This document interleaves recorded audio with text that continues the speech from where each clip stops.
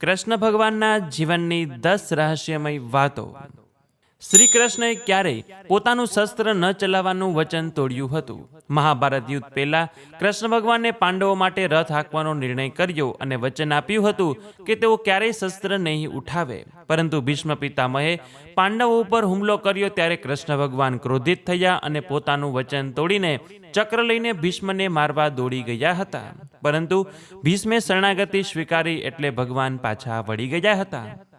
શ્રી કૃષ્ણને 16,108 પત્ની હતી અને તેમાં 8 મુખ્ય પટરાણી હતી: રૂકમણી, સત્યભામા, જામવતી, કાલિંદી, મિત્રવિંદા, નગ્નજીતી, રોહિણી અને લક્ષ્મણા. શ્રી કૃષ્ણ ભગવાને કંસને મારીને મથુરા જીત્યું હતું, પરંતુ તેઓ ક્યારેય રાજગાદી ઉપર બેસ્યા ન હતા. તેમણે ઉગ્રસેનને રાજગાદી ઉપર બેસાડ્યા અને તેઓ રાષ્ટ્રની સેવા કરતા રહ્યા હતા. શ્રી કૃષ્ણની મૃત્યુનું કારણ અને શાપ. મહાભારતના યુદ્ધ પછી યાદવ વચ્ચે ઝઘડા શરૂ થયા અને ઋષિઓના શાપથી યદુવંશનો નાશ થયો હતો. અને ત્યારબાદ જરા નામના ભીલ શિકારીએ કૃષ્ણ ભગવાનને મૃગ સમજીને તેમને બાણ માર્યું હતું અને કૃષ્ણ ભગવાન તેમના લોકમાં પાછા ફર્યા હતા. કૃષ્ણ ભગવાનના અનેક નામ છે કે જે નામ તેમને આ અવતારમાં કરેલા કાર્ય ઉપરથી મળેલા છે. માધવ, મુરારી, વાસુદેવ, કેશવ, ગોપાલ, આવા અનેક નામો છે. શ્રી કૃષ્ણે અવતાર લીધો હોવા છતાં પણ હંમેશા લીલામાં જ રહ્યા છે.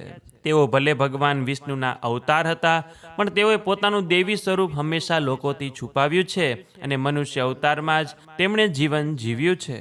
ભગવાન શ્રી કૃષ્ણનો જન્મ કારાગૃહમાં થયો હતો, એટલે કે મથુરામાં થયો હતો, અને તેમનું બાળપણ ગોકુળમાં વીત્યું હતું, વૃંદાવનમાં વીત્યું હતું. કૃષ્ણ ભગવાનનું ચરણ ક્યારેય ભૂમિ પર પડ્યું ન હતું. એવું માનવામાં આવે છે કે કૃષ્ણ ભગવાનને ક્યારેય ધૂળ, કાંટા કે પથ્થરોની અસર થતી નથી અને આ તેમના દેવી સ્વરૂપનું એક રહસ્ય હતું. શ્રી કૃષ્ણ ભગવાને ક્યારેય ભેદભાવ રાખ્યો નથી. ધનવાન, ગરીબ, સ્ત્રી, પુરુષ, બ્રાહ્મણ કે શૂદ્ર કે પછી રાધા જેવી ગોપી પણ તેટલી જ પ્રિય હતી કે જેટલી અન્ય ગોપીઓ તેમને પ્રિય હતી. અને છેલ્લું, શ્રી કૃષ્ણનો સંદેશ કર્મયોગ. ભગવદ્ ગીતામાં કૃષ્ણ ભગવાને કહ્યું છે કે જીવનમાં કર્મ કરો, પરિણામની ચિંતા ન કરો. અને આ શિક્ષા આજે પણ આપણને જીવન જીવવાનો મક્કમ માર્ગ બતાવે છે. કર્મણ્યે વાધિકારસ્તે મા ફલેષુ કદાચન.